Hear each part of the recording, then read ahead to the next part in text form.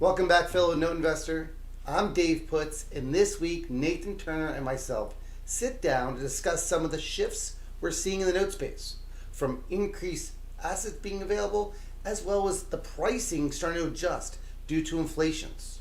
Later in the webinar, we discuss our upcoming can't miss webinar on December 2nd on how and why a seller finance note should be sold. So stay tuned, listen through the whole thing, and hopefully we'll see you there.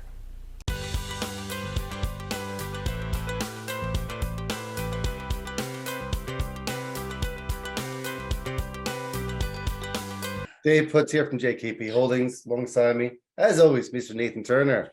Hello, hello. How are you?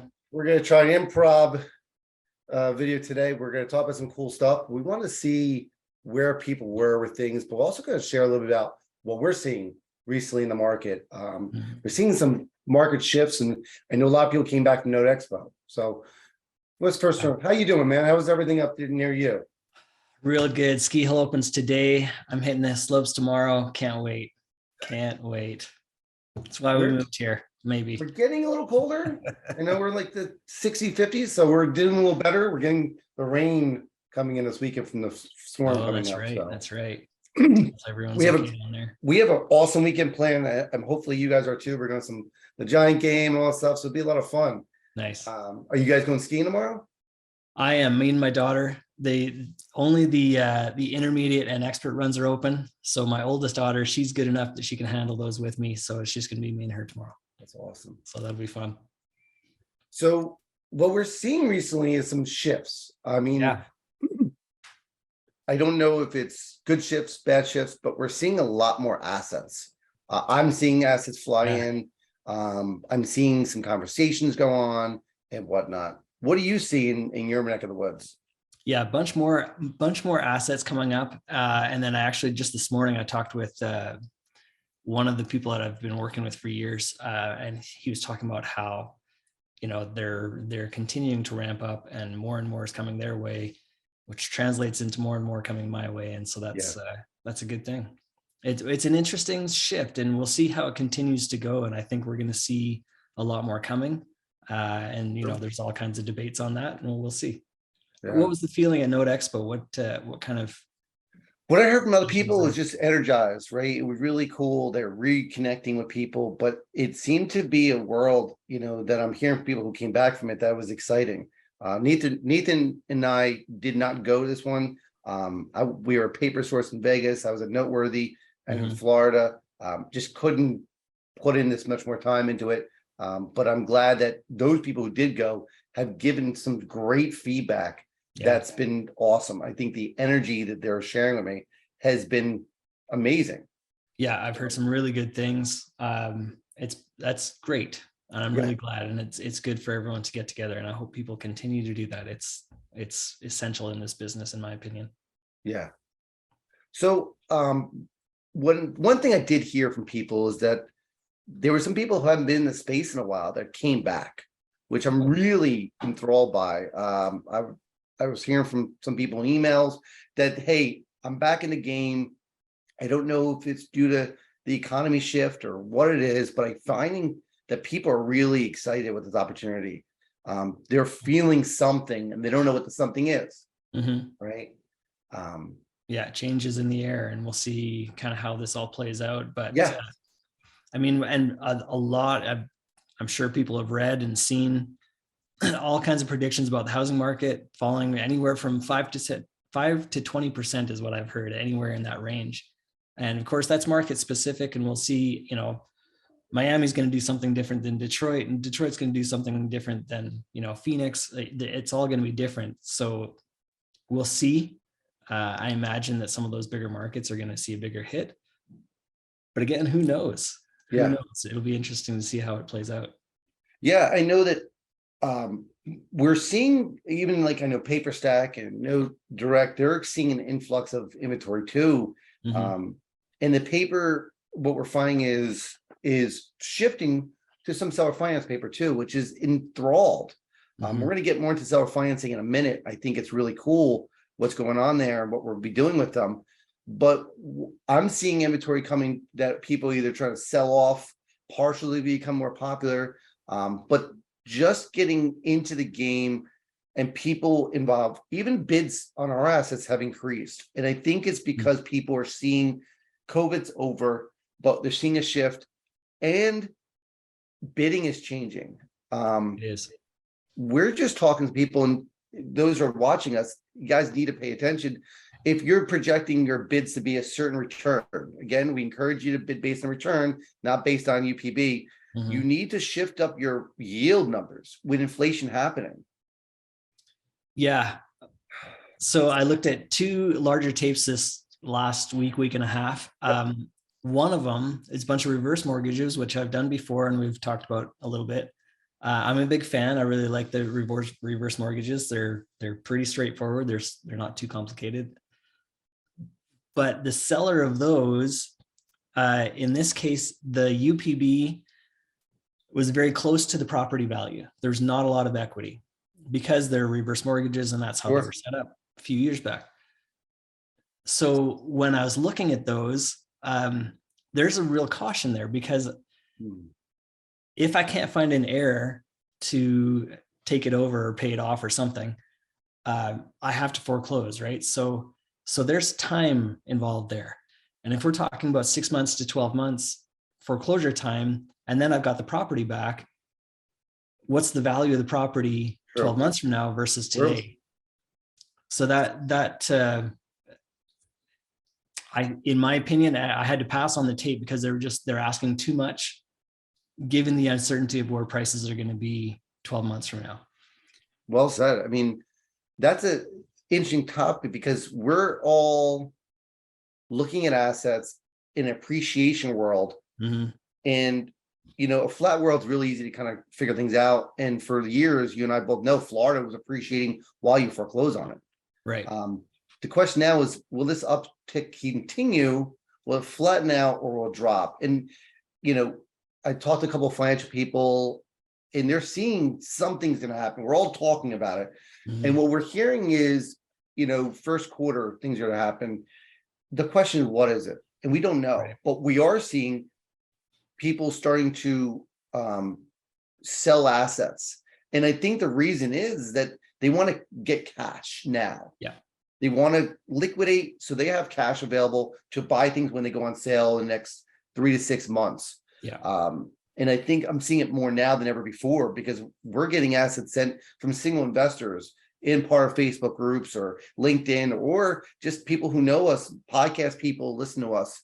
Yeah. And it's an interesting topic because yes, cash will work, but the question is it the right time to sell? And there's no right answer. Yeah. Yeah. I actually read something this morning that talked about, it was a realtor in Arizona, and he says every day he's getting calls from short-term rental people, Airbnb owners wanting to sell their properties because they're sensing a shift as well. And they're seeing something coming down the pipe, and we'll see. Yeah. I was at a REIA last night, just talking about Airbnb, right? And there's shifts where Airbnb is going to start selling because the city or township had banned it. Wow. So what do they have to do? Sometimes they have to sell the property. Yeah. And that's the thing with that type of purchase, you can make the margins work if you're doing short-term rentals. On a long-term, it might not make sense. So you're up a creek a little bit. Yeah. And we were amazed, to shift gears a little bit. We're in the middle of our 5-week training course with a couple investors who are, it's been awesome. Be honest with you, it's our first go around with the 5-week, and the people part of it, some are tuning in now. We're really enthralled because we're talking about things that they never heard of. And some of them have been trained a lot. So I was amazed by that. And the conversation came up, like, how do you handle modified loans? When do you buy? When do you not buy?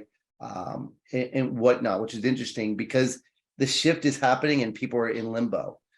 But guys, if you are bidding on assets, please, again, bid based on, if you're going to bid anything, bid on yield. Don't be bidding on percentages. You need to look at the coupon rate and stuff like that. Marco jumped in here, owner finance and subject to loans on single families. Absolutely. I think it's a great opportunity that these people who are going to be short-term rentals, just flip them over, right? And make it an opportunity for the people to buy it. but we'll see. We'll see. Good comment, Mark. I appreciate that. So when we go through these trainings and stuff like that, we're hearing these questions about what we should buy at. Guys, I'm going to tell you right now, we're not going to give you what we buy at percentage wise because it doesn't fit you. Right. It doesn't help you, right? Yeah. You need to know what your return needs to be if it's your own capital or if it's a private capital situation, and your exit strategies to play. But I think for me, we're increasing our yield demand. So our purchases are going to be less due to the fact that we need a higher yield with the inflation coming up, 8, 9, 10% is not going to cut it when homeowners are borrowing at 7. Yeah. It's just not going to work. Yeah. Are you guys doing anything different as well? Basically pay par for the 10%, but discount the 2% a lot. So when you say, well, what percent of the UPB do you buy at? Well, one loan I may be at 40 and the other one I may be at 100 almost. Right. I don't bid 100, but it's close to it simply because of what the interest rate is and the term of the loan. Guys, remember there's always 5 equations into a loan. And Marco knows this real well. You have your PV, your interest rate, all those numbers, your payments, your term, your balloon, all go into your decision if you're making an asset purchase or not. Yeah. You can't make a purchase based on a percentage. I know it's a quick, easy formula, but a 3% loan equates to a 3% return, right? If you're trying to get a 3% return loan up to a 10, you have to discount it so much to make that monthly payment equate to what your purchase price is, equal a 10% return. Yeah. Versus something's already priced at 10, you don't have to do anything. Yeah. So it's not a matter of percentage of UPB. It's a matter of work the numbers in your calculator, make sure you understand what you're going to get. Because if the seller wants a percentage, then calculate the percentage later. Sure. I'm going to bid 20 grand on $100,000. Okay. You want 20%, right? But if it's a 1% loan, you may only be able to bid 20% because you're trying to get it up to 12, right? Just don't make that offer then, obviously. But if the seller wants, I want percentages, then give them percentages. Most sellers want a number, and they'll calculate themselves, but if they're sophisticated or not, they understand that the yield is what really matters. And remember, yield is a annual return until maturity date. It's a bond number. Right. And that's simply what you calculate your loan at. Yeah. So but learn how to do the calculation, because you can't it's not just a simple percentage of. You got to learn the calculation. You got to learn how to put that into calculator, spreadsheet, whatever you use. Yep. Learn it. And if you guys don't understand this, right? Totally understand it. When we got into the space, believe me and Nathan talking about during our last week, I didn't understand a lot of the stuff until years into it. Yeah. Because at the time we can screw up a lot and be okay. You can screw up now. Yeah. I had never heard of a financial calculator when I first got started. I had no idea what that was. I learned the scientific in high school for all the good that's done me in my life, but absolutely. But I've learned it as I've gone, and I'm pretty proficient at it now. I don't know that I would call myself an expert, but I'm pretty good. Yeah. And you have to know it. Absolutely. So with that said, I think that most people, if you guys are really interested in learning about this, you can definitely take a look. We have our 5-week course. We're in the middle of week 4. There's homework and stuff like that associated with it. And the members will actually come on and tell you guys about it. We're going to restart it back up in probably January. So stay tuned with that. That's an intense course though. So for those who really understand the basics of note investing to a point and really want to get the next level, we'll be reoffering that. And it's a community. It's not just us gurus. It's a community kind of thing. Yeah, definitely. We encourage participation.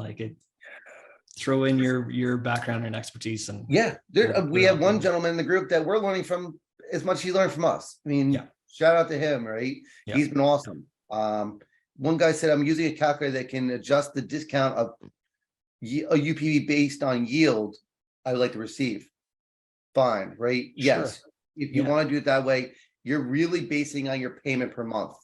Yeah. Right. Your payment per month tells you your return. Subtract your servicing fee. This is how much money I'm going to get for the next 150 payments. Yeah. Right. What is your return annually? I want this return a year. And when I take that number, I say, okay, then if I want this return a year, I want to make this offer to get that return. Right. Get your return, and then you can divide it by the UPB and be at 68, whatever it is, but you need to make sure that's available. So Yeah. it makes sense, everyone? Hopefully it does. So do we So want to talk about seller finance? What do we want to say? yeah. About So for those who are not familiar with it, so I'm just making sure everything's good on LinkedIn as well. Sure. Yeah. So for those who are not familiar with seller finance and owner finance, if you've created a note in owner finance world, you guys have a basic understanding of what that means. What we're finding out recently, and I know Marco probably jumping here too, is that they have a struggle to understand how to sell that paper. Yeah. And it begins a lot with setting it up. From what we've kind of heard and people we've talked to, it seems like they're just kind of pulling terms out of nowhere and without an understanding of what that means down the road. So we're hoping to be able to help. We're going to help you guys out, right? So those who are listening on this thing, we've already spoken to a lot of owner finance people, and the idea is to help them be able to sell their note. There's a lot of people out there who've created notes successfully, have never sold a note, and come to me. I've literally had an email tell me what kind of fridge they put in the rehab. Yeah. Because that's what they thought I needed, or credit score of the borrower. Now, granted, if you buy in seconds, credit scores matter, but in my world, I don't care. Right. If it's written correctly, that paper's good, and RMLO approved it in owner finance, then I'm interested. Yeah. I can buy a partial, I can buy a whole thing, but there's things you need to present to Nathan and I as note buyers that you need to have accountability. Yeah.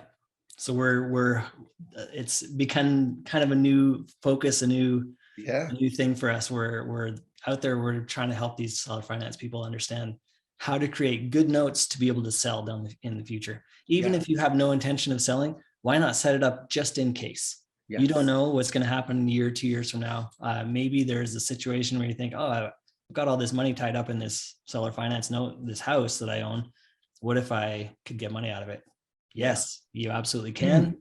Let's help you write that note properly. And there's some do's and don'ts after you actually originate the note, right? We run to a few people who are treating it like a rental.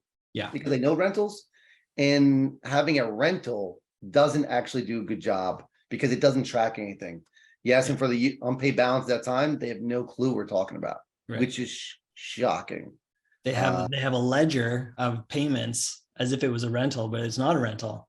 And it seems to be a kind of a misunderstanding of what they've created and how to account for it as time goes on. Principal and interest, not. And Marco just said that institutional buyers pull credit when underwriting all seller finance paper. Yes, right. Yeah. RMLOs are out there. We had it in a conversation with called underwriter Max about a year and a half ago, and he can write paper. You can find a local RMLO, and then once you write that paper correctly, they're pulling all that data for you. Right, for $700, they can do all the paperwork for you and get it all squared away and get you Dodd-Frank compliant. There's a lot of things that go into Dodd-Frank, if it's owner occupied, all parameters that go to fit in there.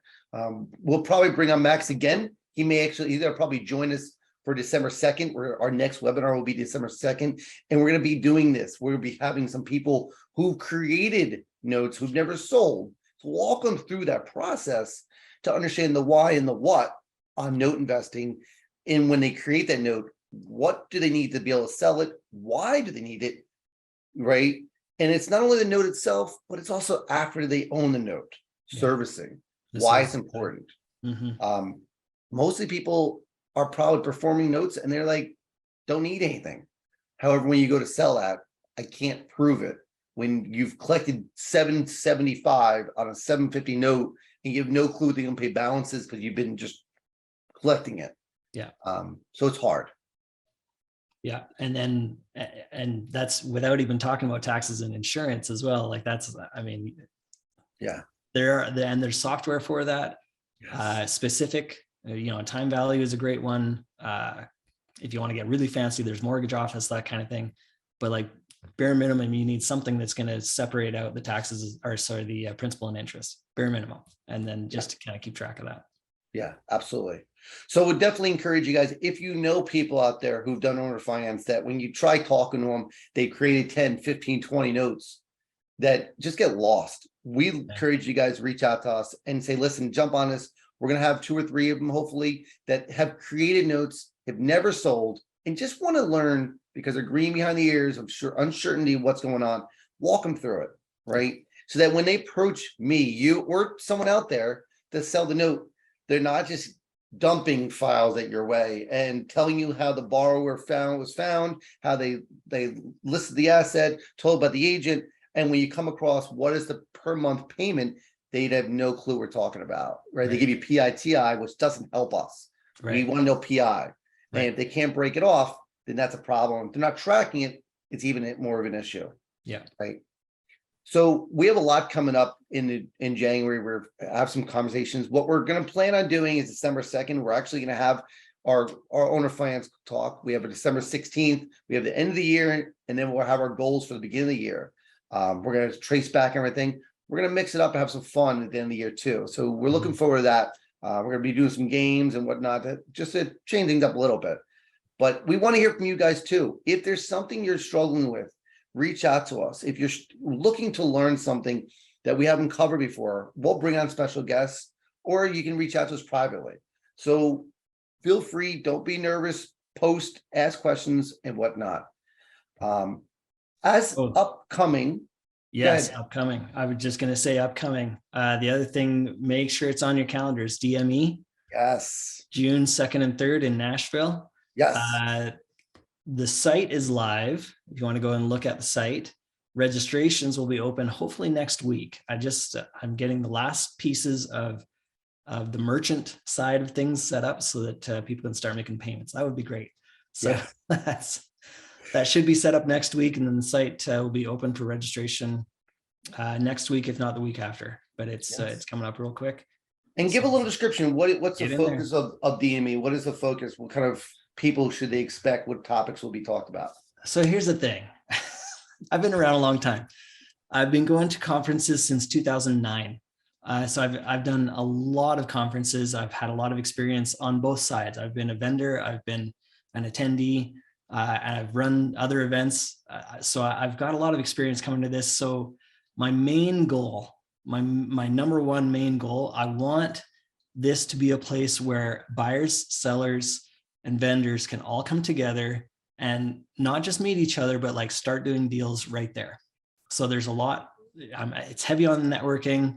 Of course, tons of really great content. We're going to have some fantastic speakers. All of that's there. Some fun networking activities. We're going to do an axe throwing tournament the night before conference starts.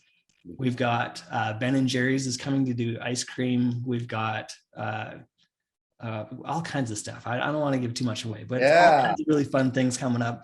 It's going to be a lot of fun, and it's going to be very educational. And it's a huge focus for me to get all sides of the table together so we can start making deals right away. If you're not walking away from this feeling like you can actually do something more in your business, then that I've failed. So that's my main focus. I want this to be like a working retreat, fun weekend where people can come together and really come together to do deals, to make something happen. So with that said, I think that people need to go to the site and start, I'm going to post it in. Have a look at it. Like I say, registrations will be open the next week or two. I posted in the feed the link to my portal, which will have all the conferences coming up. I have a few messages the last couple of weeks because they came back from Node Expo and said, "Oh, is there more conferences?" Yes, we have a list of them. Go on the site, go check it out. I'll also in the feed, look at it, see if it's for you. I'm going to tell you, go to it. It's not all the other conferences were the last couple of months on stuff. It's all over the place, but this one is a great opportunity. You haven't been in Nashville. I haven't. I'm looking forward to going. Me too. And taking it a look at it. I mean, it is awesome down there, and it's not far from the airport, right? It's not far at all from the airport. So please take a look at it, sign up, get ready to go. It's not an expensive adventure to do. It's actually one of the cheapest flights out there too. So all part of the planning. It's just trying to make it as accessible as possible. I made it central time zones so that people from California, it's only 2 hours off. People from the East Coast, it's only 1 hour off. trying to make this as easy as possible for everybody to get there. So the site is up. It is ready for you to sign on. 2 days, 15 sessions, 25 speakers, 16 vendors, and over 200 attendees. And that will probably grow as people are signing up for it. So this is a great no pitch event where you can come and talk and learn and socialize. You're going to see a lot of people in our Facebook groups attending this event. Please make sure you reach out. If you are interested in being a vendor, I'm sure Nathan would love to talk to you as well. But he really want to focus on making sure it's all about education for those people who are joining and take a look at things. So it'd be great. So hopefully you guys all attend it. We'll be putting the event out soon for December 2nd. I think it's already actually on our website.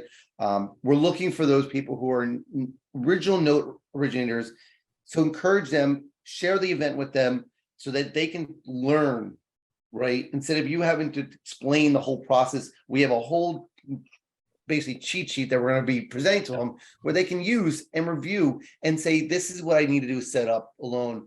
And then in the back corner, we're going to hopefully have a few special guests that can help. Paul the underwriter is going to be behind us on the call to kind of answer questions if they pop up, which is great. Thank you, Max.